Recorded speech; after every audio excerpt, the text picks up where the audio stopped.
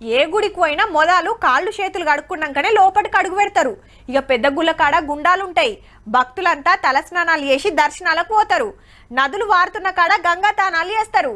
ఏడాదంతా వస్తుంటారు కాబట్టి ఎప్పటికప్పుడు సౌలతులు చేస్తుంటారు. ఇప్పుడు గీ ముచ్చట ఎందుకంటే మేడారం జంపన్న వాగు డెవలప్మెంట్ కు 5 కోట్లు శాంక్షన్ చేసింది సర్కారు. ములుగు జిల్లా మేడారంలా వనదేవతల దర్శనానికి వచ్చిన భక్తులు ఈ వాగులనే పుణ్యతానాలు చేసేది. అటు గద్దెల కాడ ఎట్లుంటారో వాగు దగ్గర సుత గట్లనే ఉంటారు భక్తులు. నిండార తల స్నానాలు చేసి తల్లులను గొలుసుకుంటానికి బయలుదేళ్తారు. వాగుల మునుగుతే పాపాలు పోతాయని భక్తుల నమ్మిక. జాతరప్పుడు సర్కారు సౌలతులు చేస్తది గాని అప్పటి మందమే. అట్లా కాకుండా వాగును ఇంకింత డెవలప్ చేసి చుట్టుముట్టు కొత్త ఘాట్లు కట్టి ఏడాదంతా అన్ని తీర్ల సౌలతులు ఉండేటట్టు చేస్తారట.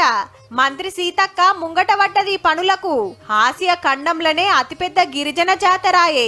ఒకప్పుడు ఆ 4 రోజులే పోయేది, కానీ ఇప్పుడు దినం పోతనే ఉన్నారు. రోజుకింత భక్తులు పెరుగుతున్నారు. వచ్చేటోళ్లకు తిప్పల కావద్దు, ఎప్పటికుండాలని జంపన్న వాగును ఇంకింత మంచిగా ముస్తాబ్ చేస్తుర్రన్నట్టు.